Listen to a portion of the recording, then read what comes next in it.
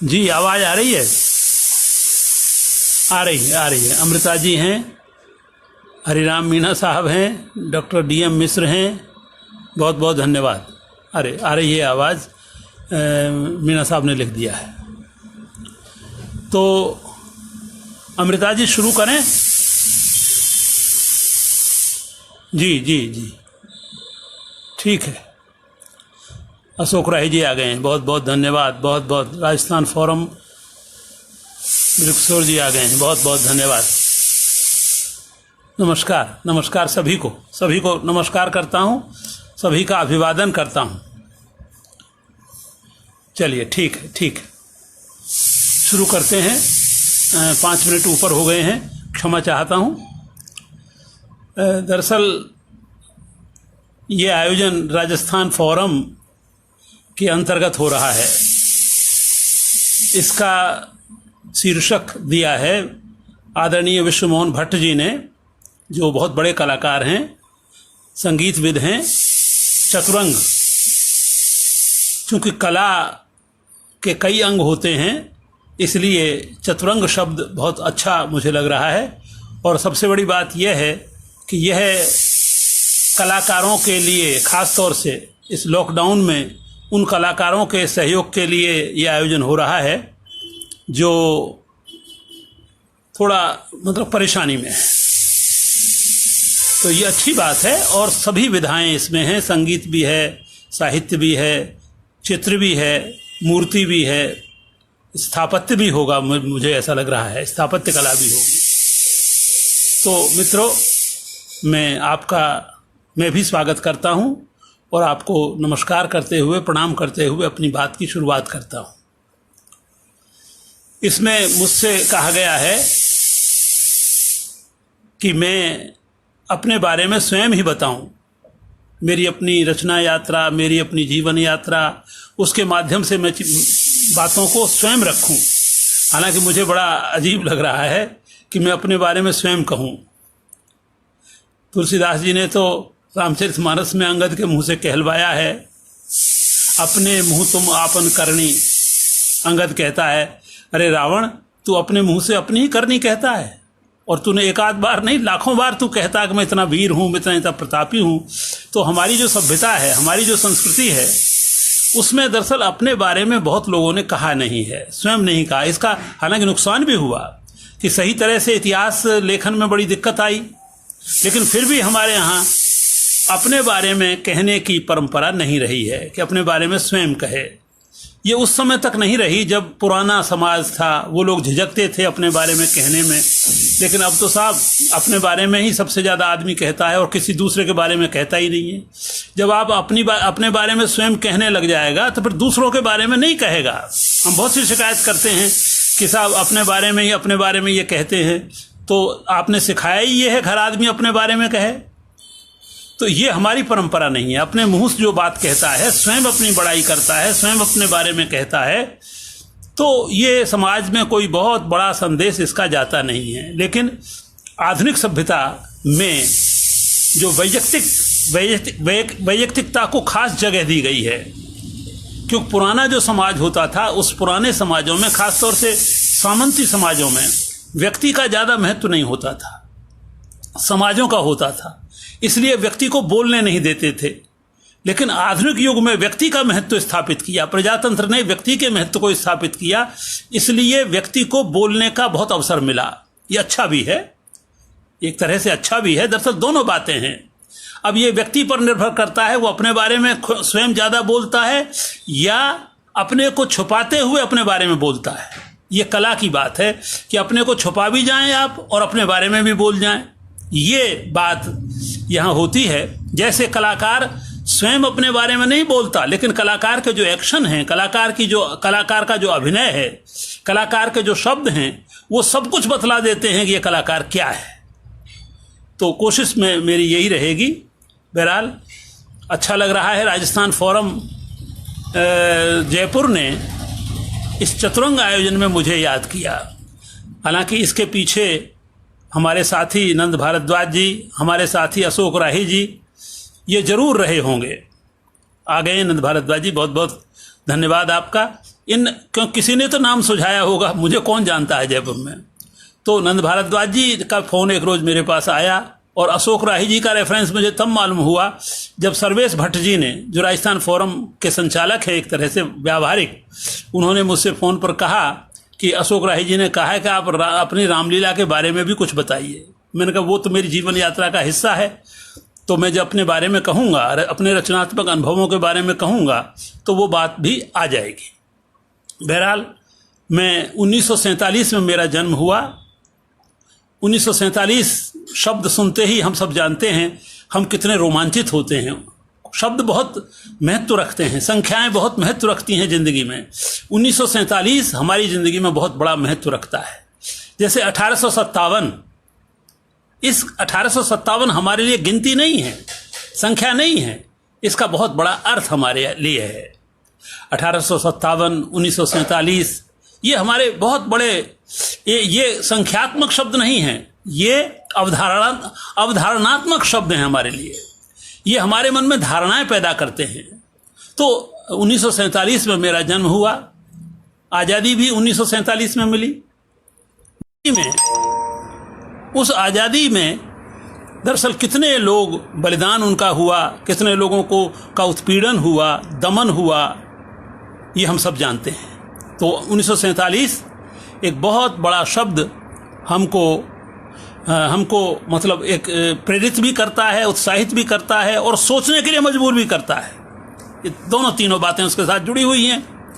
तो 1947 के जुलाई महीने में, अगला महीना जो आ रहा है, 19 तारीख को मेरा जन्म हुआ। मेरी टीप के अनुसार, सरकारी तिथि तो मेरी और है, 1 साल पहले है, लेकिन वास्तविक जो मेरा जन्म तिथि है वो मेरी 19 जुलाई 1947 है। और ऐसी जगह हुआ मेवात में जहां हिंदू मुस्लिम संघर्ष चल रहा था। भारत, आप जानते हैं कि 1947 की बहुत बड़ी दुर्घटना और बहुत बड़ी त्रासदी ये है कि देश का विभाजन हुआ। महात्मा गांधी, जवाहरलाल नेहरू, इनके न चाहते हुए विभाजन हुआ, खासतौर से महात्मा गांधी। तो विभाजन हुआ, तो उस विभाजन की त्रासदी को हमारे इलाके ने भी भोगा, मेवात ने भी भोगा। मैं मेवात में दरअसल ऐसी जगह मेरा जन्म हुआ जहां ब्रज का इलाका भी है, ब्रज की सीमाएं लगी हुई हैं। तो ब्रज और मेवात दोनों जनपदों का लाभ मुझे मिला, दोनों संस्कृतियों का। दोनों एक दूसरे के नज़दीक भी हैं, दोनों एक दूसरे के पास भी हैं। और 1947 में आज़ादी से कुछ 25-26 दिन पहले मेरा जन्म हुआ। उसकी कथाएं मेरे दादाजी मुझे सुनाया करते थे। उन कथाओं में से मुझे मालूम हुआ कि आम जनता में कोई एक दूसरे के प्रति विद्वेष नहीं था, आम जनता में कोई शत्रुता नहीं थी। लेकिन वो बाद में पैदा हो गई जब राजनेताओं ने लड़ाया, ऊपर के लोगों ने, क्योंकि ये स्वार्थ ऊपर के लोगों का ज़्यादा था, आम जन का स्वार्थ इसमें नहीं होता है। कभी लड़ाई में आम जन का स्वार्थ नहीं होता है। तो आम जो जनता थी वो नहीं चाहती थी। मेरे दादाजी बताते थे, हमारे पास में एक जखोकर गांव है, वो हरियाणा में आता है। उस समय अंग्रेजी में आता था, पंजाब में आता था, अंग्रेजों का राज वहाँ तक था। हमारे गांव से 1 मील दूर पर अंग्रेजी राज था और हमारे यहाँ भरतपुर स्टेट थी। भरतपुर का राजा राज्य करता था। तो एक तरफ भरतपुर का राजा और एक तरफ अंग्रेजी राज। तो वो जखोकर के लोग, पंजाब के लोग हमारे हिस्सेदार होते थे, जो खेती में हिस्सा लेते थे। इसलिए वो कहते, हमारे दादाजी बताते थे कि भाई वो फला अब्बू में फला ये वो, जब वो जाने लगे पाकिस्तान तो यहाँ आए और मुझसे कहते थे, ठाकर साहब हमको जाने से रोक लो। उनको तो इतना ही पता था, बगैर पढ़े लिखे लोग थे, कि ठाकरों का ही राज चल रहा है, ऐसा लगता था उनको, राजाओं के राज्य थे। तो वो कहने लगे, जमीन में लेट गए 8-10 लोग जमीन में, खेतों में, और लेटने के कहने लगे कि ये हमारी मातृभूमि है, हम यहाँ जन्मे हैं, हम यहाँ मरे हैं, हमारे पूर्वज। तो इस जमीन से हम जाना नहीं चाहते, लेकिन कोई हमको रोकने वाला नहीं है। तो दादाजी गए थे, मिले थे और कहने लगे कि भाई ये अब हमारे हाथ में तो है नहीं, चीज़ें ऊपर से चल रही हैं। तुम सुरक्षित तभी रह सकते हो जब यहाँ से चले जाओ का मतलब यहाँ अब अपने आमने सामने नहीं अपन को रहना चाहिए, यहीं तुमको मारा जा सकता है। क्योंकि मेवों की भी धाड़ चढ़ा करती थी गांव में। मेरे दादाजी बताते थे कि उस रोज धाड़ चढ़ी थी जिस रोज मेरा जन्म हुआ, इसलिए मेरी माँ को किसी तहखाने में वो भेजा उन्होंने, जहाँ तहखाने में मेरा जन्म हुआ। और ये उस रोज धाड़ चढ़ी जिसने हमारे गांव को घेर कर चारों तरफ से आग लगा दी। लेकिन संयोग ऐसा रहा कि आषाढ़ सावन का महीना था, बादल थे, तो बादल बरस गए और गांव जलने से बच गया और मरने से बच गया। ऐसे ही उनके साथ भी हम और लोगों ने किया। मतलब कुल मिला के ये है कि जो विभाजन की त्रासदी है वो आम आदमी ने भोगी है। वो आम आदमी, उसकी जरूरत आम आदमी नहीं चाहता था, कोई नहीं चाहता, क्योंकि हिंदू मुसलमान की तरह आदमी रहता ही नहीं है। उसको तो राजनीति ने बताया है कि तू हिंदू है और तू मुसलमान है, ये बताया है। अन्यथा वो इन सब चीज से, इनमें रहते हुए भी इनसे अनजान रहता है। लेकिन बहरहाल ये हुआ और मैं 8वीं तक स्कूल थी हमारे गांव में, रियासत के ज़माने में। मैं 8वीं तक गांव में पढ़ा और उसके बाद फिर भरतपुर गया सीधा। भरतपुर में एक हमारे पड़ोसी, हमारे घर के ही ब्राह्मण परिवार था जो वहाँ टीचर थे, अध्यापक थे, उनकी पत्नी भी अध्यापक थी। उनसे हमारे बहुत रसूखात बहुत ज़्यादा पुराने थे और उनको भी लोग कोई ब्राह्मण नहीं समझता था गांव में, उनको भी हमारी ही जाति का समझते थे, ठाकर ही कहते थे, राजपूत ही कहते थे। तो और खेतों में बड़ी साझेदारी थी। हमारे दादाजी ने उनको बिल्कुल अपने, जो हमारे ताऊजी कहते थे जिनसे, उनको पुत्रवत रखा था। तो उन्होंने कहा कि नहीं, इसको यहाँ भेजो। उन्होंने भी कहा, आप अंदाजा लगाइए कौन बुलाता है। उन्होंने कहा यहाँ भेजो, हमारे पास, हम पढ़ाएंगे। तो वो हमें गया। हालांकि उन्होंने कहा देखो, वो वर्ण व्यवस्था में आदमी लिप्त रहता है। वो कहता तुम ब्राह्मण हो, तुम्हारा हम एक पैसा भी नहीं अपने ऊपर खर्च करा सकते, लिहाजा पैसा सारा लेना पड़ेगा, इसका खर्च का बता देना, वो देंगे। तो मैं वहाँ रहा और 3 साल मैंने वहाँ वो किया। लेकिन दुर्योग ऐसा हुआ कि जिस मकान में हम रहते थे, वो कामा, हमारे तहसील है, कामा के एक ब्राह्मण पटवारी थे, उनका मकान था, उसी में वो रहते थे। वो ब्राह्मण, वो हमारे ताऊजी जो थे वो जवाई थे, दामाद थे कामा के, इसलिए उनसे बहुत किराया विराया भी नहीं लेते थे। उस जमाने में नदिया मोहल्ले में उस समय नल वल नहीं आए थे, आप अंदाजा लगे। बिजली तो थी लेकिन हम कुओं से पानी लाते थे, कुओं से पानी लाते। और कपड़े धोने के लिए भी जो भरतपुर का किला है, लोहागढ़ जिसको कहते हैं, उसके चारों तरफ जो खाई है गहरी, उस खाई में लोग स्नान भी करते थे और उसमें कपड़े भी धोते थे। तो उसमें हम कपड़े धोकर लाते और स्नान भी करते और पानी हम कुएं से भरा करते थे। बहरहाल मैं वहाँ 3 साल रहा। लेकिन वहाँ दुर्योग से वो जो पटवारी मालिक थे वो बहुत पैसे वाले थे। उनका किन्हीं लेन देन वाले लोगों ने उनकी हत्या कर दी। और एक दिन जब मैं 11वीं में पढ़ता था, ये 1963 की बात है, और 1962 में मेरा विवाह हो गया था। 15 साल की उम्र में, बालकपन में ही बाल विवाह हुआ। तो मतलब उस 11वीं में आते आते उनकी जो हत्या हो गई, तो उनका मर्डर करके एक बोरी में बांधकर उस खाई में डुबो दिया, जो खाई किले की थी। उसमें बहुत परेशानी हुई और पुलिस ने मुझे आई विटनेस बनाने की कोशिश की और बहुत उत्पीड़न भी किया, मेरा बहुत परेशान भी किया। लेकिन बच्चा होने की वजह से और स्कूल के प्रिंसिपल की वजह से मैं बचा। स्कूल के जो मेरी परीक्षाएं चल रही थी वार्षिक, तो स्कूल में जब पुलिस पहुंची तो उन्होंने, मेरे प्रिंसिपल ने कहा कि नहीं, हम ऐसे आपको नहीं दे सकते, इस बच्चे को, इसकी परीक्षाएं हो जाने दीजिए। और परीक्षाएं मैंने संपन्न हुई। उसके बाद फिर मैं अलवर आ गया वहाँ से, क्योंकि वहाँ पुलिस आए दिन परेशान करती थी बहुत ज़्यादा, क्योंकि उन्हीं को मुलजिम बना लिया था, हमारे ताऊजी को ही। और हमारे पिताजी का ये कहना था, चाहे तुम्हारी प्राण चले जाएं लेकिन तुम इनके विरुद्ध गवाही मत देना, इनके विरुद्ध कुछ मत कहना, क्योंकि उन्होंने कुछ किया ही नहीं था। वो तो चींटी भी नहीं मार सकते थे, वो आदमी को कहाँ मारें। लेकिन पुलिस पर दबाव था, राजनीतिक दबाव, कि हत्यारे को पकड़ो, और हत्यारे ने पुलिस को रिश्वत दे दी थी उस समय। तो ये दरअसल ये बहुत बड़ा एक संकट था। मैं अलवर आया और अलवर में आकर मैं यहाँ राजपूत हॉस्टल में रहा।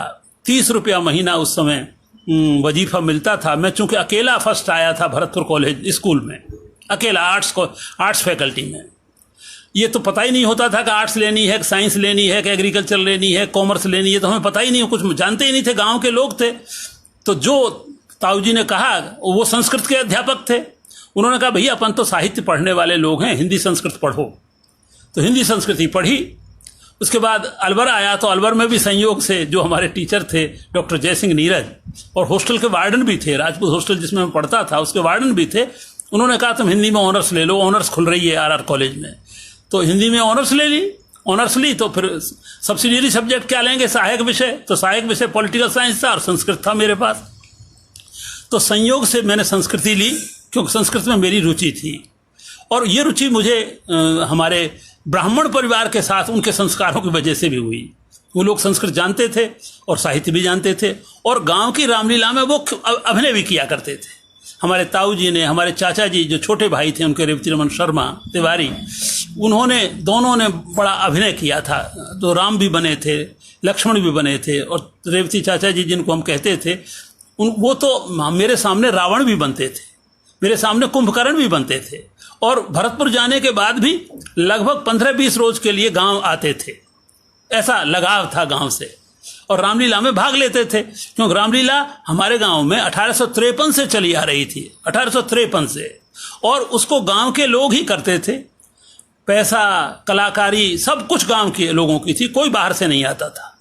क्योंकि हमारे गांव में संगीत के 2 अखाड़े थे। एक ही अखाड़ा था पहले पंडित शोभाराम का, उसमें से उनके शिष्य ने एक और अखाड़ा बना लिया था। इस तरह से गांव में एक संगीत का वातावरण रहता था। उस जमाने में आप जानते हो तो बगीचियां जो होती थी जिन पर लोग सुबह शाम शौचादि और स्नान आदि करने के लिए जाया करते थे, गांव के लोग, पक्के कुएं होते थे और पक्की एक धर्मशाला वहां बनी होती थी।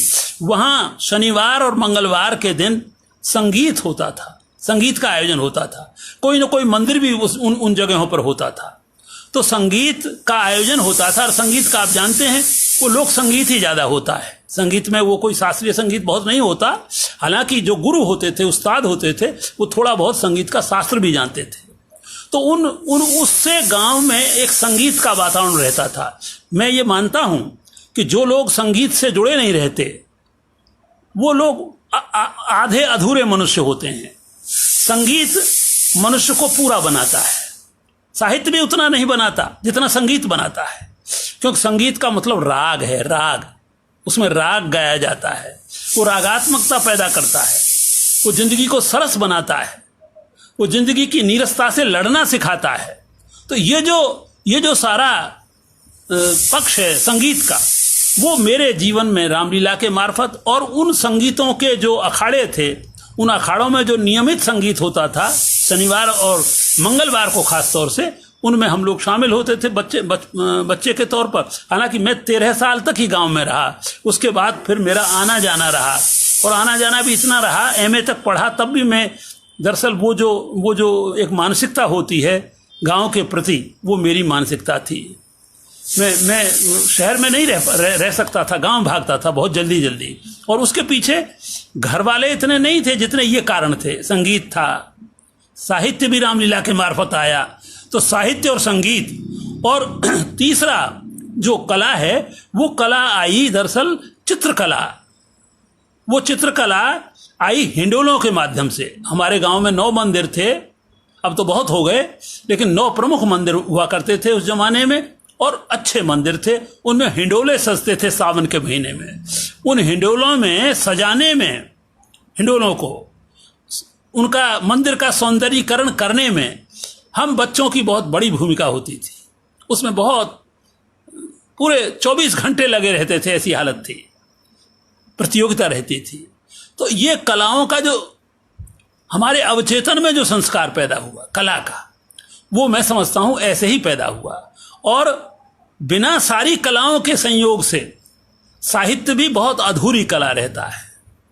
जिसने संगीत गाया नहीं, खुद संगीत गाता नहीं है, खुद संगीत में मन रमता नहीं है, वो साहित्य भी नीरस साहित्य लिखता है, उसमें सरसता पैदा नहीं हो पाती, उस शब्द में रस और राग पैदा नहीं होता। इसलिए आप देखिए, राग 2 ही जगह है। रागात्मिका बुद्धि से काम लेना, ये साहित्य का काम है, और राग को जीवन में उतार लेना, जीवन को संगीत में बना देना, ये राग का काम है। तो राग और रागात्मकता, ये दोनों एक दूसरे को जोड़ते हैं। साहित्य संगीत को जोड़ता है, संगीत साहित्य को जोड़ता है। इसलिए आप देख लीजिए, हमारा सारा भक्ति काल का साहित्य संगीत से भरा हुआ है। वो न हो तो संगीत कहाँ, वो संगीत ही है। मध्यकाल की, ये मध्यकाल का बहुत अध्ययन नहीं हुआ है। मध्यकाल में संगीत कितना है, तुलसी के पास, सूर के पास, मीरा के पास, कबीर के पास संगीत से भरा हुआ है। इनके बिना संगीत अधूरा है, क्योंकि इनका जो शब्द है वो पूरी तरह से रस वाला शब्द है, राग रंग वाला शब्द है। हम तो आधुनिक युग के नागरिक हैं, हमारा जो शब्द है वो नीरस होता गया है, उसमें रस निकलता गया है। जैसे जैसे गद्य जीवन में प्रवेश करता है, गद्य का मतलब प्रयोजन की भाषा और पद्य का मतलब प्रयोजन से मुक्त भाषा। जब कविता में आदमी होता है तो प्रयोजन से मुक्त होकर के कविता लिखता है, लेकिन जब वो गद्य में आता है तो कोई ना कोई उसके सामने प्रयोजन आ जाता है। तो प्रयोजन परखता और प्रयोजनहीन होकर के प्रयोजन लिखना, यह बड़ा मुश्किल काम है। प्रयोजनहीनता सिखाती है कविता। यानी आप प्रयोजन का मतलब किसी स्वार्थ बुद्धि से मुक्त होकर के कविता लिखते हैं।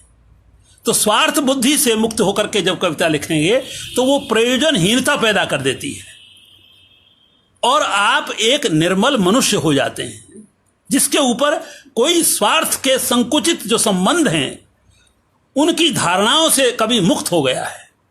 ये मध्यकाल की कविता आज भी हमको सिखाती है। हालांकि मध्यकाल की कविता में मध्यकालीन बोध है, बहुत सी चीजें ऐसी हैं जो आज हमारे काम की नहीं हैं, लेकिन बहुत कुछ ऐसा उसमें है, खासतौर से उसका जो संगीत तत्व है, उसका जो रागात्मक तत्व है, उसका जो सरसता वाला तत्व है, उसकी आदमी को बड़ी जरूरत है। जो लोग सरस नहीं होते, जो लोग रागात्मक नहीं होते, वो तानाशाह बन जाते हैं, वो स्वार्थ बुद्धि से लिप्त हो जाते हैं। वो वही काम करते हैं जो स्वार्थ उनको सिखाता है। वो सब जगह जोड़ तोड़ सिखाना शुरू कर देते हैं, सब जगह लोगों के बीच में नफरत फैलाना शुरू कर देते हैं, क्योंकि उनके जीवन में रागात्मकता नहीं है, उनके जीवन में जोड़ने वाली कोई शक्ति है ही नहीं। संगीत आदमी को जोड़ता है। इसलिए आप देख लीजिए, जो छोटे लोग हैं राजनीति में, वो संगीत शून्य लोग हैं, सूखे लोग हैं, नीरस लोग हैं, रागात्मकता बुद्धि से हीन लोग हैं। लेकिन महात्मा गांधी को आप देखिए, शुरुआत ही राग से करते थे। शुरुआत महात्मा गांधी की जिंदगी में बड़ा संगीत है, बड़ा संगीत के बारे में उन्होंने सोचा है। नरसिंह मेहता उनका तो गुजराती वाला भजन तो उनका मशहूर है ही, वैष्णव जन तो तेने कहिए। क्यों है ये? मैं कई बार सोचता हूं, ये संगीत क्यों है? क्यों जवाहरलाल नेहरू साहित्य को इतना प्रेम करते हैं? क्यों साहित्य में डूब करके चीजों को लिखते हैं? इतिहास से ज्यादा साहित्य में डूबते हैं। ये क्यों है ऐसा? इससे रागात्मकता, रागात्मक बुद्धि जो हमारी है, रागात्मक जो तंत्र है हमारे मनुष्य का, वो झंझना उठता है। वो हमको एक मनुष्य के रूप में तब्दील करता है। जितना साहित्य और संगीत शून्य दुनिया होगी, उतनी ही ये दुनिया नृशंस होती चली जाएगी, उतनी ही ये दुष्ट और क्रूर होती चली जाएगी, उतना ही मनुष्य जंगली होता चला जाएगा। इसलिए आप देख लीजिए, इस समय में पूरी दुनिया में जो संगीत शून्य लोग हैं, जो नीरस लोग हैं, जिन्होंने कहीं राग तत्व से, जिनका नजदीक का रिश्ता नहीं रहा है, वो कितने निष्ठुर हैं, वो कितने घृणा के प्रचारक हैं, वो कितने भेद करते हैं आदमी में। तो मेरा जो वो था, इसलिए संगीत, जो लोक संगीत है, खासतौर से संगीत भी शास्त्रीय तो नहीं, लेकिन लोक संगीत के प्रति मेरे मन में जो रुझान पैदा किया, जो रागात्मकता पैदा की, वो मेरे गांव, मेरे इलाके, मेरा जनपद, उसका मैं बहुत ऋणी हूं। वो नहीं होता, मेवात नहीं हो, ब्रज न हो, तो कुछ भी नहीं है जिंदगी में। इसलिए मेरा गांव ही मेरी रचना की आधार भूमि है। वो हमेशा मेरे मन में रहता है। उसने जो मुझे संगीत दिया, उसने जो मेरे कानों को संगीत से पहले से, बचपन से ही संगीत से जोड़ा, उसने मेरे जीवन की नीरसता को, मेरे जीवन के रूखेपन को, मेरे जीवन की आत्मविहीनता को उसने दूर किया। देखिए, आत्मीयता भी तभी पैदा होती है जब आपका आत्म समृद्ध होता है। बहुत से लोग कहते हैं कि ये सब बड़ा आत्मीय है। अरे, आत्मीय वो होगा जिसका सेल्फ, जिसका आत्म समृद्ध होगा, जिसका आत्म भीतर से भरा हुआ होगा, जिसका आत्म खाली है, जिसने कभी संगीत ढंग से सुना नहीं, गाया नहीं, जिसने चित्र में डूब करके चित्र को देखा नहीं, जिसने कभी ताजमहल की स्थापत्य कला को वहां बैठे हुए, वहां देखते हुए जिसका मन डूबा नहीं, रमा नहीं, जैसे यमुना में डूब करके उसको देख रहा हो, और जिसने साहित्य को संगीत की तरह नहीं पढ़ा। मीरा के साहित्य को क्या आप बिना संगीत के पढ़ सकते हैं? क्या आप सूरदास की या वल्लभ संप्रदाय की जो 8 वीणाएं थी, जिसको अष्टाप कहते हैं, उनको क्या बिना संगीत के पढ़ सकते हैं? वो सारा साहित्य तो संगीत के लिए ही पैदा हुआ है। सुर का साहित्य पैदा ही नहीं होता अगर विट्ठलनाथ जी श्रीनाथ जी के दरबार में, श्रीनाथ जी के मंदिर में अगर संगीत का आयोजन न करते। संगीत को उन्होंने पूजा बना दिया, संगीत को उन्होंने धर्म बना दिया। इसलिए जो उनकी 8 वीणाएं थी, वो 8 वीणाएं सुबह से रात तक पूजा अर्चना के काम भी आती थी। पूजा अर्चना का मतलब ये नहीं है कि कोई रिचुअल्स वो किया करते थे। सूरदास और ये सारे कवि अपना अलग पद बनाया करते थे हर आरती के लिए, और वही उनका साहित्य बन गया। तो मतलब हम कई बार ये समझते हैं कि चीज़ें वही बहुत श्रेष्ठ होती हैं जो हमको प्रयोजन परकता सिखाती हैं। ऐसा नहीं है। प्रयोजन परक चीज़ें तो हमको स्वार्थी बनाती हैं, हमारे भीतर के साहित्य को मार देती हैं, हमारे संगीत को खत्म कर देती हैं, हमारी चित्रण क्षमता को वो एक तरह से किसी समुद्र में डुबो देती हैं। तो ये मेरा मन रहा, अब भी वही है।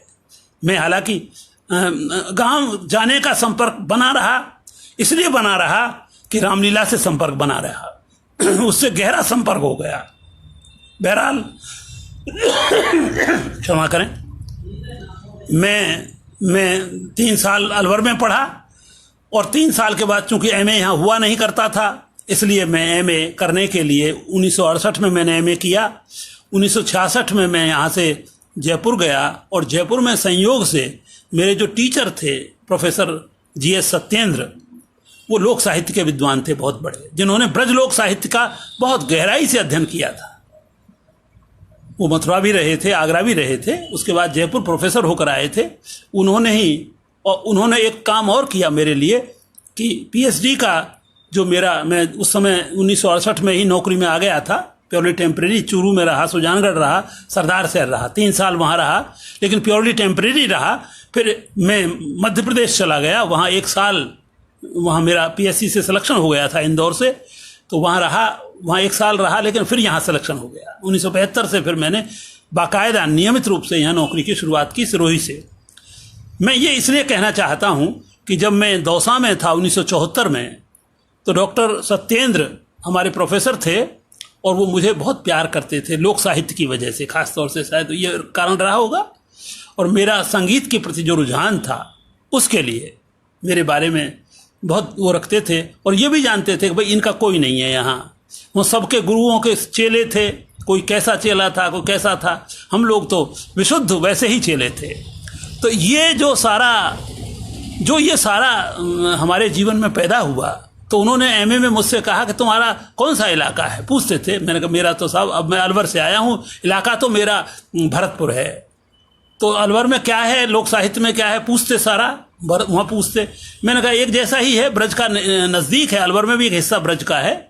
तो उस समय मैंने दरअसल डॉक्टर देवीलाल सामर की का लेख पढ़ा था, जिसमें अली बख्शी ख्यालों का जिक्र आया था। वो अली बख्शी ख्याल मुड़ावर के, यहाँ के अली बख्श जो यहाँ के जागीरदार थे, उन्होंने 19वीं शताब्दी में उन्होंने एक अलग नई ख्याल शैली को विकसित कर लिया था, एक नया संगीत विकसित कर लिया था, जो अली बख्शी ख्याल के नाम से देवीलाल सामर ने उसकी बड़ी प्रशंसा की थी उस लेख में। तो मैंने उनको सीधा कहा, सब अली बख्शी ख्याल हैं, तो ठीक है तुम एमए में अली बख्शी ख्यालों पर ही लिखो जो डिजर्टेशन है। तो यहाँ फिर संगीत का काम मिल गया, गाँव में संगीत। रामलीला में भी दरअसल अभिनय हमारे यहाँ संगीतात्मक होता है। लोक जो नाटक है, लोक जो साहित्य है, वो संगीत प्रधान होता है। गद्य को वहाँ छोड़ दें, गद्य में भी वहाँ संगीत में ही उसको गाया जाता है। गद्य को भी अगर आप देखेंगे तो बीच में वहाँ बिना गद्य के बिना संगीत के नहीं उसको गा सकते। हमारे पंडून का कड़ा गाते हैं तो दोहा भी बीच में गाते हैं और दोहे के साथ साथ गद्य भी थोड़ा सा बोल लेते हैं। तो संगीत के बिना दरअसल मुझे ऐसा लगता है कि ये क्यों आया, क्योंकि आदिम जो मनुष्य है, आदिम मनुष्य के पास जब मनुष्य की उत्पत्ति हुई होगी धरती पर और जब समूहों में आया होगा तो उसने सबसे पहले नृत्य करना और संगीत करना यही सीखा। ये आदिम कलाएं हैं, नृत्य और संगीत। और इसके साहित्य तो इसके बाद है, जब शब्द पैदा हो जाता है। ये शब्द तो बोलते हैं लेकिन शब्द जब विकसित हो जाता है साहित्य तो तब पैदा होता है। लेकिन जब सुर विकसित हो जाता है और सबसे पहले स्वर के रूप में ही शब्द आता है और निरर्थक शब्द आते हैं, जैसे पशु बोलते हैं, जैसे चिड़ियाएं बोलती हैं, उनमें उनके पास कोई लिपि नहीं है लेकिन उनके पास उससे आप देख लीजिए एक संगीत पैदा होता है। तो आदमी की शुरुआत, कलाओं की शुरुआत मैं समझता हूं नृत्य और संगीत से पैदा हुई। नृत्य भी संगीत का हिस्सा ही है। तो ये मेरे जीवन में इस तरह के बदलाव आए। और सन 1974 में मैं दौसा में था, गवर्नमेंट कॉलेज में। मेरा सिरोही से ट्रांसफ़र हो गया था और यहाँ मुझे वो भी एक ऐसी घटना है कि सत्येंद्र जी आगरा जा रहे थे कोई इंटरव्यू लेने के लिए।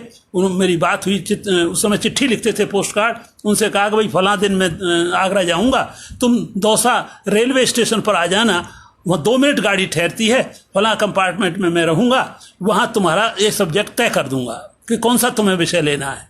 तो मैं बहुत से विषय लेके गया। तब उन्होंने कहा कि इस पे करो, साहित्य में वैयक्तिकता और वस्तुपरकता, ये विषय उन्होंने दिया।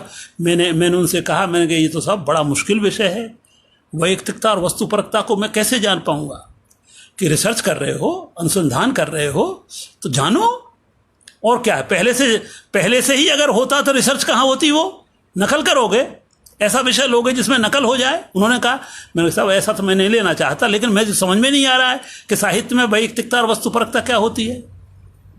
तो नहीं समझोगे, पहले लो ये विषय। और मैंने उनके कहने से ही विषय लिया, वैयक्तिकता और वस्तुपरकता। मुश्किल विषय था उस जमाने में। एमए कर लेने से क्या होता है और कॉलेज में लेक्चरर हो जाने से क्या होता है, समझते तो हम कुछ भी नहीं थे। जिंदगी के बारे में गहराई तो हमें आती ही नहीं थी।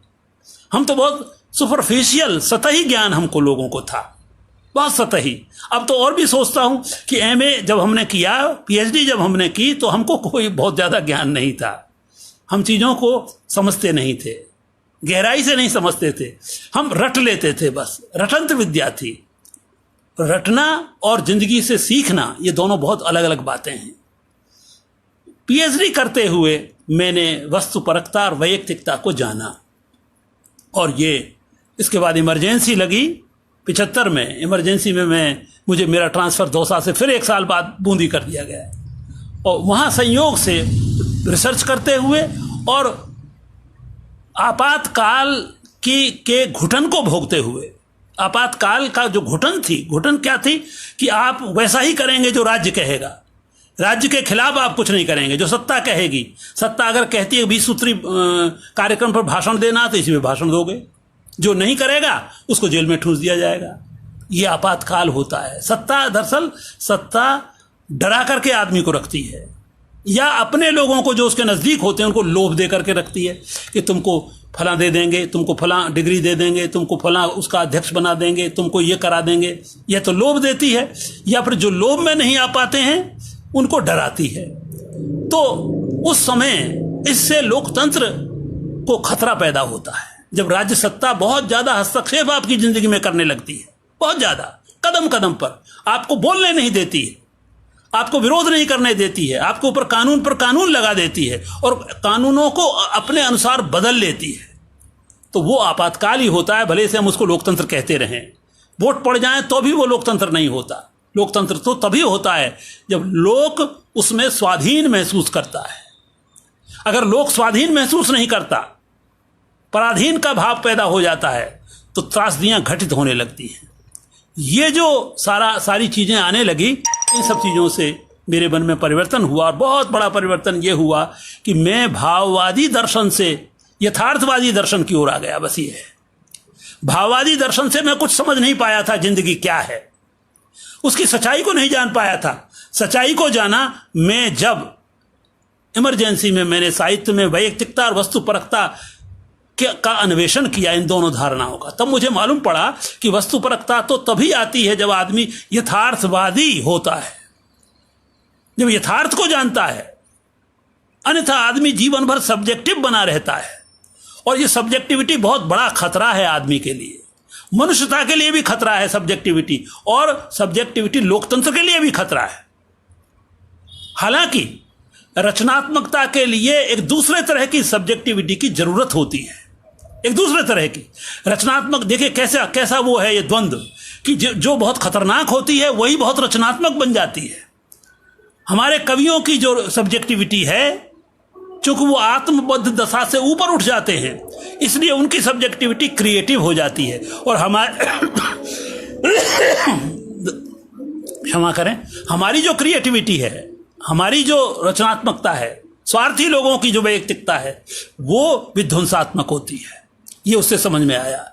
इसलिए सब्जेक्टिविटी को रचनात्मक बनाना है तो आपको यथार्थवादी चिंतन से जोड़ना ही पड़ेगा, वस्तुगत चिंतन से जोड़ना ही पड़ेगा, वस्तुगत परिस्थितियों का अध्ययन करना ही पड़ेगा, अन्यथा आप साहित्य में भी कुछ नहीं कर पाएंगे। मुक्तिबोध इस बात के आधुनिक युग में मैं बहुत सबसे बड़ा उदाहरण मानता हूं।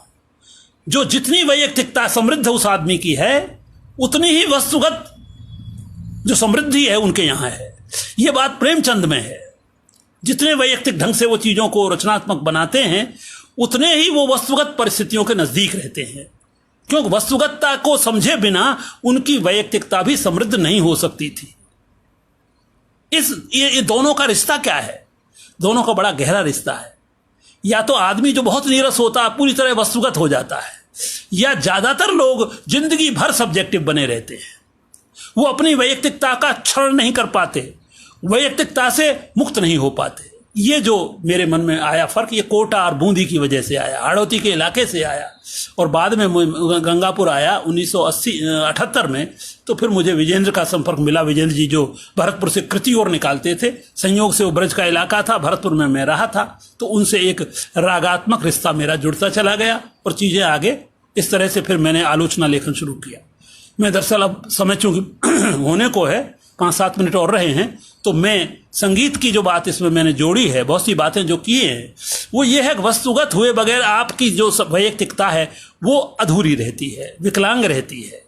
और वैयक्तिकता के बिना वस्तुगतता आपकी विकलांग रहती है। वस्तुगतता का भी कोई मतलब नहीं है। फिर तो आप इतिहास हो जाते हैं, फिर तो आप समाजशास्त्र हो जाते हैं, फिर आप कोई शास्त्र बन जाते हैं, फिर आप रचनात्मक नहीं रहते। रचनात्मकता तो आपको सब्जेक्टिविटी ही सिखाती है। अगर आपकी सब्जेक्टिविटी समृद्ध नहीं है तो आपकी जो रचना निकलेगी वो भी बहुत आधी अधूरी सी, बहुत उसमें कुछ तत्व नहीं होगा, ज़्यादा गहरी बात नहीं होगी। ये मैंने अपना अनुसंधान करते हुए सीखा, और फिर तो साथियों का साथ मिला, साहित्यकारों का साथ मिला, पत्रिकाओं का साथ मिला, और मैं इस तरह से आगे आया। मैंने कविताएं भी लिखी। मैंने अभी पिछले 2-3 साल से तो दोहे भी खूब लिखे, कोरोना पर ये सब लिखा है, और हमारे साथियों का बहुत प्रोत्साहन भी मिला। कविताएं मैं पहले प्रकाशन के लिए नहीं भेजता था, लेकिन पिछले 2 सालों में मैंने 4-5 पत्रिकाओं को भेजा, तो उन्होंने छाप भी दिया। आजकल ने छापा, हमारे साथी हैं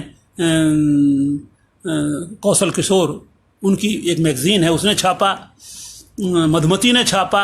अभी बहुमत में 2-3 कविताएं छपी, 3-4 कविताएं छपी, फ़ोन भी 1-2 जगह साथियों के आए। तो बहरहाल मैं रचनात्मक जिंदगी में भी मैंने देखा कि मेरे संगीत का प्रयोग मैं अपनी रचनात्मकता के लिए भी करूं, और आलोचना में गद्य लिखने के लिए भी करूं। गद्य में भी आप संगीत तभी ला पाते हैं जब आप संगीत आपके भीतर रागात्मक समृद्धि हो। मैं दरअसल जब पढ़ता था तो हम लोग टूर्नामेंट में जाया करते थे। उस समय टूर्नामेंट में गाना बजाना बहुत होता था, और 5-7 रोज लोग रहा करते थे। मिडिल स्कूलों की बात है ये। तो उस समय मेवाती का मेरे ऊपर असर था, और मेवाती के गीत में गाता था। और मेवाती में हमारे एक लॉर्ड सन्नू मेवाती यहाँ हुए अलवर में, उनका एक गीत बड़ा प्रसिद्ध था, बड़ा गीत, राजस्थान की प्रशंसा है उसमें। वो राजस्थान का गीत है, मेवाती में लिखा हुआ है। उसको मैं यहाँ गाकर ही थोड़ा बताता हूँ। अरे मेरो राजस्थान सुहानो जाकी जय पर है रजधानी रे, मेरो राजस्थान सुहानो जाकी जय पर है रजधानी रे, जय पर है रजधानी आकी लंबी बहुत कहानी रे, मेरो राजस्थान सुहानो जाकी जय पर है रजधानी रे। ये मिडिल स्कूल में हम लोग टूर्नामेंट में जाते थे, इनको गाते थे। संगीत की भी एक टीम जाती थी, खेलने वालों की भी जाती थी। अरे ऐसा ऐसा मर्द हुआ हाँ, तोड़ी दुश्मन की छाती, और हीन हुआ हाँ जयमल पत्ता और हसन खां मेवाती। ओ जिनकी कीरत जना जना ने घर घर में बखानी रे, मेरो राजस्थान सुहानो जाकी जय पर है रजधानी रे, और जय पर है रजधानी आकी लंबी बहुत कहानी रे, मेरो राजस्थान सुहानो। उसमें बंद तो कई थे, एक बंद और था कि बैठ थड़ी पे बैठ थड़ी पे सुने रे गांव में रसिया ढोला और आल्हा, रसिया ढोला और आल्हा, ये सारा ये भी संगीत ही है। बैठ थड़ी पे सुने रे गांव में रसिया ढोला और आल्हा, और महफल जमे पूर पे झूमे रसिया सुन सुन मतवाड़ा, और गोरी झालो देर बुलावे खाजा खा रोटी पी पानी रे, मेरो राजस्थान सुहानो जाकी जय पर है रजधानी रे, जय पर है रजधानी आकी लंबी बहुत कहानी रे, मेरो राजस्थान सुहानो। ये मेवाती में था, और हम चूंकि जनपदीय लोग थे इसलिए हमको अपनी बोली अच्छी लगती थी। तो ये दरअसल फिर और उस जमाने में पंचायती राज आया ही आया था। तो पंचायती राज और मीरासी हमारे जो लोग थे, मीरासी वो खूब गाते थे, नट गाते थे, नटाला गाते थे चौपालों पर, मीरासी लोग गाते थे। मीरासी हालांकि इस्लाम मतावलंबी थे हमारे, लेकिन वो बिल्कुल हमको अपना वो मानते थे, यजमान मानते थे। और हर साल बैठक पर आकर वो दो पेटी होती थी जो पैर से बजा करती थी, मैंने देखा है उन मीरासियों को, वो गाते थे। और एक डोठाना एक गांव है यहाँ अलवर जिले में, वहाँ का एक हबीब नाम का मीरासी था। वो बड़े बड़े रचनात्मक, मैं इसलिए कहना चाहता हूँ, ये साहित्य इन लोक जीवन से निकली हुई जो रचनाएं हैं, इनमें शब्दों का देखिए, शब्दों का रचाव, शब्द को किस तरह लाता है वो, बिना पढ़ा लिखा मीरासी। जैसे सरपंची जब पंचायत आई, सरपंच बनने लगे, तो एक गीत हबीब ने लिखा, हबीब मीरासी ने, अरे मिली है मेरी माई, मिली है मेरी माई रे सरपंची मेरा राजा हलू, मिली है मेरी माई रे सरपंची मेरा राजा हलू।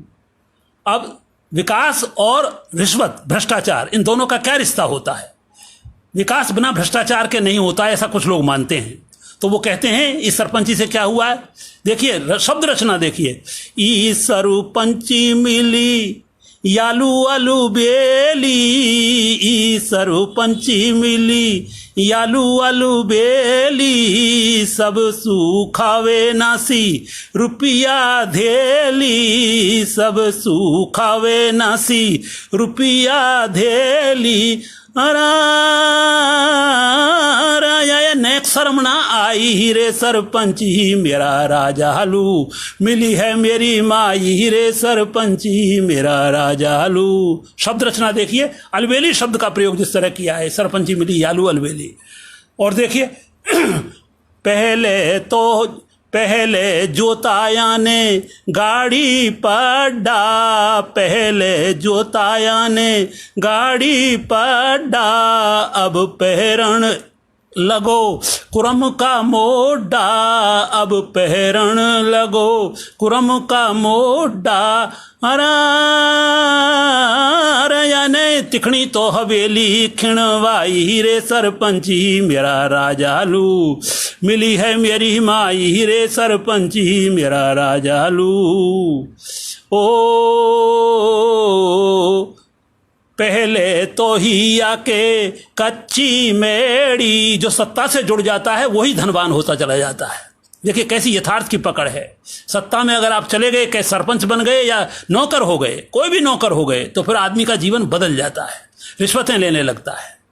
और हरामखोरी करने लगता है और तरह तरह के उपाय सोचने लगता है। तो कहती हैं ये इस यथार्थवादी रचना है, आज भी अच्छी लगती है। अरे पहले जोताया ने गाड़ी पड्डा, पहले जोताया ने गाड़ी पड्डा, अब पहरण लगो कुरम का मोड्डा, अब पहरण लगो कुरम का मोड्डा। याने चढ़न लू फटफट मंगवाई हीरे सरपंची, मेरा राजा लू मिली है मेरी माई, हीरे सरपंची मेरा राजा लू।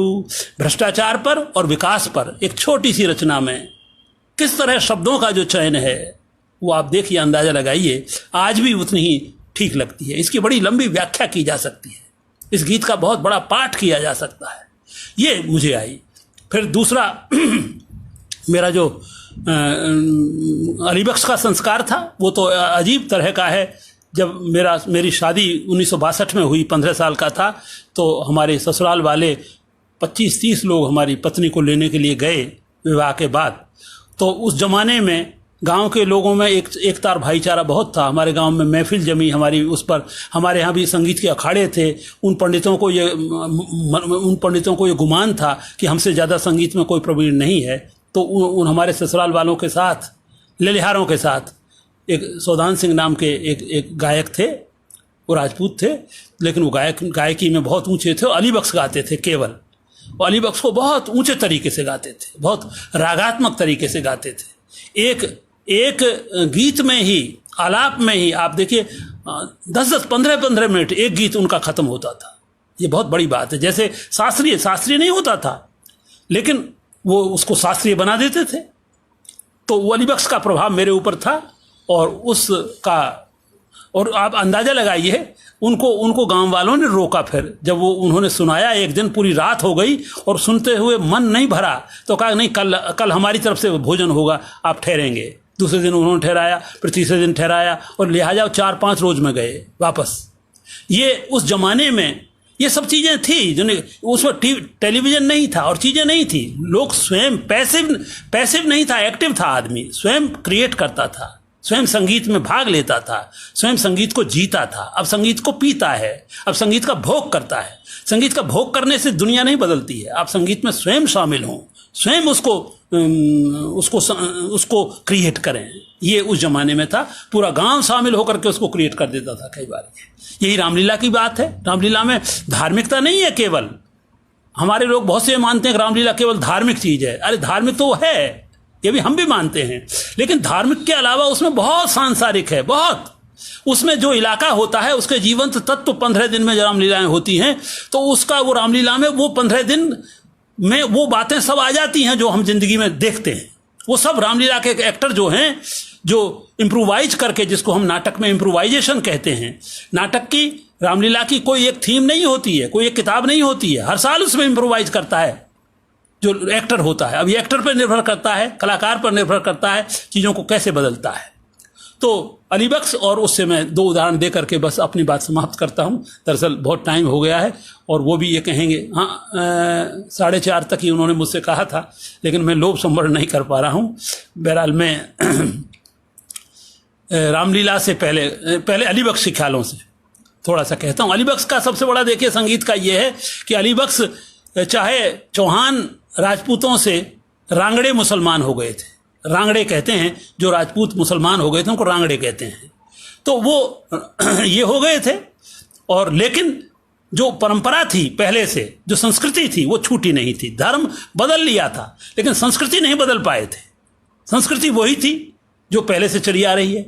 उस संस्कृति में जोड़ा भी उन्होंने था, इस्लाम वाली कथाएं भी जोड़ी और हिंदू कथाएं भी जोड़ी। ये सब का वो शुरुआत वो गणेश वंदना से ही करते थे। अपने हर एक उसकी, मनाऊं मैं तो गौरी के नंद गणेश, मनाऊं मैं तो गौरी के नंद गणेश।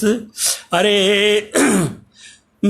दे खेलन कारे उपदेश, मनाऊं मैं तो गौरी के नंद गणेश। ये गणेश मुझे एक्टिंग की शिक्षा दे रहे हैं। दे खेलन कारे उपदेश, ये किसी ने नहीं कहा है गणेश से। मुझे एक्टिंग करने की, मुझे संगीत की शिक्षा देने, दे खेलन कारे उपदेश मनाऊं मैं तो गौरी के नंद गणेश। बाकी वही बातें हैं, माता जिनकी पार्वती हैं, कहियत पिता महेश, और गंगधार जिनके सिर सोहे, जानत सगरो देश मनाऊं मैं तो गौरी के नंद गणेश। और कहते हैं, मन में मूसा वाहन बस गए, मन में मूसा वाहन बस गए, गज गिरवर के बेस, और अली बख्श जाको सब जग जाने, अली बख्श जाको सब जग जाने, मिट जाए सकल कलेस मनाऊं मैं तो गौरी के नंद गणेश मनाऊं मैं तो। ये समूह गाता है, पूरी जो ख्याल की मंडली होती है सब मिलकर गाते हैं इसको, अकेला नहीं गाता कोई वहां। ये दें खेलन कारे उपदेश मनाऊं मैं तो गौरी के नंद गणेश। और एक बात और है कि सभी एक्टर नाचते हैं, जो नाचता नहीं है वो कलाकार नहीं हो सकता ख्यालों में। मैंने कुचामन के ख्याल भी देखे हैं मेड़ता सिटी में जाकर के, कुचामन ख्याल वहां भी हर कलाकार नाचता था। राजा भी, जो राजा बन गया है, रानियां बन गई हैं, पहले स्टेज पर आते और सबसे पहले वो नाचते सब मिल करके और गाते। ये आपको केवल लोक साहित्य में ही मिलेगा। ये आदिम जो स्वरूप है लोक नाट्य का, आदिम स्वरूप, जिसके बारे में भरत ने नाट्य शास्त्र में जिक्र किया है। आप देखिए भरत के नाट्य शास्त्र में 2 तरह के नाटक उन्होंने माने, नाट्य धर्मी और लोक धर्मी। और लोक धर्मी को बहुत महत्वपूर्ण नाटक माना। उस जमाने में लोक धर्मी जो नाटक हुआ करते होंगे, उनकी वजह से उन्होंने लोक धर्मी नाटक का भी बड़ा लंबा विवेचन किया है। नाट्य धर्मी जो परिष्कृत नाटक होता है, जो अभिजात्य नाटक होता है, उन्होंने उसकी चर्चा की है। लेकिन लोक धर्मी नाटक को इसीलिए लिया है, उस जमाने में, उस समय में 2-2.5 हजार साल पहले भी ये नाटक चला करते थे। इनकी अपनी एक ताकत है, खूबी है। और ये हमको ये नहीं कहते कि हिंदू मुसलमान एक हो जाओ, ये हो जाओ, ये कहते नहीं हैं। नाटक अपने आप करता रहता है। जब हम देख रहे हैं कि उसका नायक मुसलमान है और वो उसके मन में कोई भेदभाव ही नहीं है, तो वहां भेदभाव ही नहीं है। वो फसाना अजायब ख्याल भी करता है, वो गुल बकावली भी करता है, वो कृष्णलीला भी करता है, वही उसके मन में कोई भाव ही नहीं है। ये पढ़े लिखे जो लोग हैं उनके मन में हमेशा द्वैत का भाव रहता है, क्योंकि वो रस को जानते हैं, जिंदगी के रस को जिन्होंने नहीं जाना है। हम साहित्य लिखते रहते हैं और जिंदगी का रस का पता ही नहीं कि जिंदगी का रस कहां से आता है। इस हिमालय में जो गंगाएं हैं वो कहां इकट्ठी हो रही हैं, उस जिंदगी के रस का हमको पता नहीं है। ये कलाकार जो होते हैं, लोक कलाकार, वो जिंदगी के रस को जानते हैं, इसलिए उनके संगीत में भी वो रस होता है। देखिए वो रेवाड़ी उनका केंद्र था, खास तौर से यहाँ अलवर के इलाके में। अलवर और दिल्ली के बीच में एक रेवाड़ी जगह है, बहुत बड़ी, हरियाणा की राठ का इलाका है। और चूंकि मुंडावर के रहने वाले थे, इसलिए वो मुंडावर के पास जो रेवाड़ी है वहाँ नाटक करते थे, खासतौर से ख्याल करते थे, तमाशा, ख्याल, तमाशा, स्वांग, इन सब शब्दों का प्रयोग उन्होंने किया अपने ख्यालों के लिए। कहीं तमाशा कहते हैं, मैं तमाशा कर रहा हूँ, कहीं कहते हैं मैं स्वांग कर रहा हूँ, कहीं कहते हैं मैं ख्याल कर रहा हूँ, कहीं कहते हैं मैं खेल कर रहा हूँ। इन सब शब्दों का प्रयोग करते हैं। तो वो घंटेश्वर महादेव का मंदिर आज भी बना हुआ है और उस पर उनका ये मांझ जिसको कहते हैं, वो मांझ वहां लिखा हुआ है। ये मांझ दरअसल चौबोला है, एक तरह से जैसे चौबोला नौटंकी में होता था, ऐसे ही उन्होंने भी क्षमा करें मांझ लिखा था। तो घंटेश्वर महादेव का एक मांझ है जिसको वो शुरू में गाते थे, गणेश वंदना के बाद उस मांझ को गाते थे, जब रेवाड़ी में खास तौर से करते थे। रेवाड़ी में ये घंटेश्वर घट में बसो और ये घंटन की घन घोर, और सुबह शाम दर्शन करें दास पहुँचते दौड़। ये दास पहुँचते दौड़ शोर मच रहा शहर के अंदर, और गुण गावत तिर गए तो गुरु गोरखनाथ मचंदर। और बने जोग की खान ज्ञान का कहिए आप समंदर, और शहर रेवाड़ी बीच में लो बना आपका मंदिर। नंद भारद्वाज जी का संकेत आ गया है कि समापन की ओर बढ़ना है। बिल्कुल बिल्कुल। बस मैं एक उदाहरण अब रामलीला का देता हूँ, और ये तो बहुत लंबी कहानी है, घंटे 2 घंटे की। अकेले रामलीला पर ही 2 घंटे हो सकता है। रामलीला में मैं खास तौर से रावण बना 30 साल तक, 1975 के बाद ही 2011 तक मैं बना।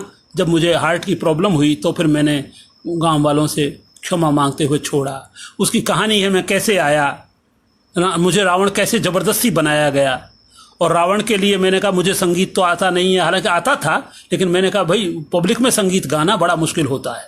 10-5 हज़ार जब आदमी बैठा रहता है उनके बीच में गाना, और वो भी सुरताल से गाना, मतलब हारमोनियम बज रहा हो, ढोलक बज रही हो, नगारे बज रहे हों, सारंगी बज रही हो, तब उस समय गाना ताल से, और सुरताल बेसुरताल हुए गांव वाले फिर आपको वो करने लगते हैं। तो एक हरिद्वारी लाल अग्रवाल थे, उन्होंने कहा मैं सिखाऊंगा आपको, वो बाजे के मास्टर थे, उन्हें मैं सिखाऊंगा, लेकिन बनना आपको ही पड़ेगा। आगे हालांकि मैंने सीखा, मैं बना। और राधे श्याम रामायण तो हम लोग गाते ही थे, राधे श्याम रामायण का सहारा लेते थे। शूर्पणखा आती है तो जब नाक कान काट लेते हैं राम लक्ष्मण उनके, तो शूर्पणखा रोती हुई रावण के दरबार में आती है।